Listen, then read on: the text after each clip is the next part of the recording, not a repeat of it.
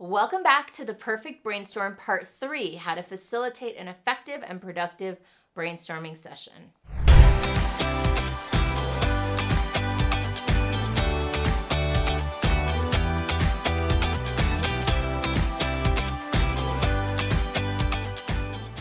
All right, so in this video, now we're gonna dive into how to choose the best ideas, how to conclude your brainstorming session, and how to follow up. Now that you've got a whole bunch of ideas and your group has been prepared, so they should be pretty well bought into the ideas. They should be actually pretty excited about the ideas because you've already not only come up with them, but evaluated them, and you know how well they meet your evaluation criteria. You should have about a handful of really good ideas that people are excited about. Now's the time to start bringing this session to a close. So one thing you'll want to do is take those top 3 or 5 or however many ideas you're most excited about and have a conversation about each one. Go deeper into each one and see if you can build on the idea and even add more to it. See how it, for example, touches on other strategies that you're working on. Does it relate to new things in the marketplace? Is it connected to anything that's timely and fresh in the news cycle? I'm thinking like a marketer, an advertiser, but this can be for anything. Like, what else does this idea connect to? What else does it bring in? What can it feed off of? You might want to look at considerations like how much is it going to cost? What are we going to need to do? Who are we going to need to find? What are some of the resources we might need? And just clarifying and adding, fleshing out what this idea might look like. And is there anybody in the room who has resources to give to this? You might want to, this might be a great time to ask for volunteers. When people are most excited about the idea, this is a good time to be like, who wants to spearhead this? Who wants to get on board with this? What do you want to do for this? You know, and people are generally more energized and more excited at this juncture than they'll be a week or 2 weeks or 10 weeks later. Another important thing might be to capture any deliverables and deadlines for each person. So for example, if somebody has ownership of a certain piece of this project, it's got to do some research or go talk to a client or come back, creating the task and the deadline for it. And this is where your reporter can also come in handy to capture the agreements and deadlines that people are committing to. Overall, I've seen that this can happen in as short as about 2 hours. That's kind of the shortest that I've ever seen this work, and that's usually with a smaller group, or it can take as long as a full day, and those are pretty fun. But essentially somewhere between 2 and 8 hours is a good amount of time to set aside for this entire process. And then finally, you'll want to report and follow up effectively. There's nothing worse, in my opinion, than having people come together, put all this time and effort into something, and then walk away and never hear about it again. Like maybe it goes off into oblivion, or maybe something beautiful comes out of it. My recommendation is to immediately have that recorder person submit the notes, transcribe them, organize them, and send them out to everybody with a clear sort of recap of what has been created. Here are some of the ideas. Here's what we decided on. Here's the deadlines. Some sort of almost like a minutes following the meeting, so that there's a recapturing of everything and some sense of completion. I would share the ideas. I would also share the evaluation criteria and the scores for each idea, and then also the deadlines and the deliverables that each person has taken on. And then I would also share in that report what comes next. What's the next step? Are we going to gather again? Are we going to send you another report? Are we going to send you the final campaign? What does the follow-up look like so that it's not just open loop hanging there? If you are liking this video, I would love to know about it. Please click the like button, subscribe to my channel, and comment below.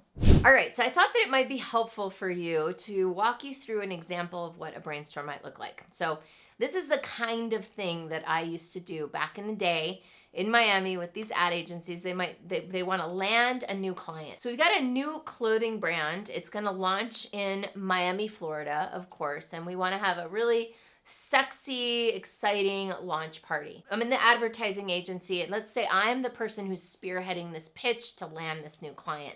So I might go around and find the coolest people I know, maybe inside the agency, but also maybe friends of mine outside the agency, and handpick maybe 7 to 10 of the coolest people I know who are really in the know, really stylish, love clothes, would buy this brand. They might even be the target audience, mix up a little bit of a brainstorm with a focus group, as well as some of the experts in advertising and marketing, so that we get all angles. We get kind of a consumer angle, We might get like the professional angle, maybe even a media person or a PR person, somebody who's going to understand how to get press for this thing. So we come up with this dream list of people that we want to weigh in and do this brainstorming with us. So this is the type of stuff we actually used to do. So you'd send out an invitation, something really fun and engaging, and say, hey, look, I'd like to invite you to be part of this. We're going to pitch to get this new brand. It's going to be really good for Miami, and I'd love for you to be involved. And what you're going to get out of this is you're going to have a fun time. You're going to be around some of the smartest people you've ever met, and we're going to feed you this incredibly fancy lunch from this incredibly awesome restaurant. Will you attend? Now, some of the people are going to say no, but some of them are going to say yes. And so you create a date and a time, and you make sure that everybody knows that they have to be there on time and for the entire thing, or to please not RSVP. Oh, and another thing you want to add to that invitation is please bring 5 ideas, and here are some of the parameters. This is what we're looking for. It's a fancy brand, it's upscale, it's urban, whatever it is you want to share about the brand, and then say, bring your 5 best launch ideas to launch this brand into Miami. Great, so then everybody comes in at the appointed date and time. They're treated like superstars, and it's music's going on when they walk in the room. It's got the vibe of the brand, right? And you invite them to sit down in this cool place. Maybe you've got a whiteboard, you're facilitating. You go ahead and let everybody introduce themselves to each other so that they can have that private, personal connection. And then remember to lay out the preparation, rules of engagement, no quashing, build upon ideas, quantity over quality, right? All of the things that you're going to lay out as the parameters. You gain agreement on it. You spend maybe 30 or 45 minutes going over it. Maybe even ask them, is there anything you want to add? Is there any rule you'd like to bring to the table today? Maybe even do that. And then you go ahead and get started, and you start rattling off ideas. Maybe put a time limit on it, 30 minutes or 45 minutes. We're going to just brainstorm ideas, and we want to hear from every single person, no quashing, yada, yada.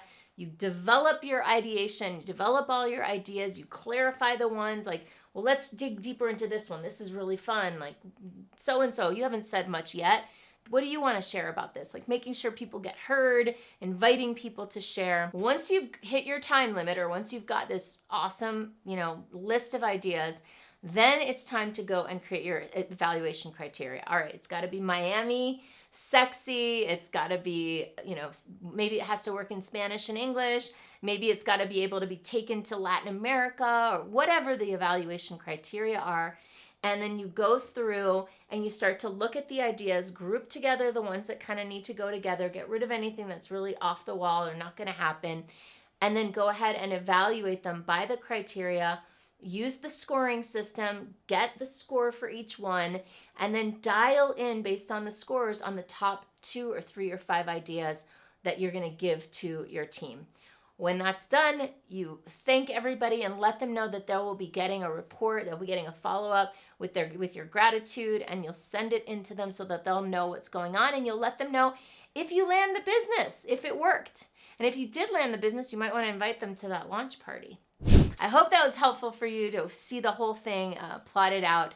Highly encourage you to take advantage of this 3-part structure, give it to your facilitator, use it, enjoy it. And if you want to do more like this, if you're looking for a mentor, a coach, a guide to help you develop your business and take it to the next level, let's connect. You can see my programs and services at superstaractivator.com. And you can set up time to connect with me or someone on my team to learn how our services can support you at superstaractivator.com/go. Talk to you soon.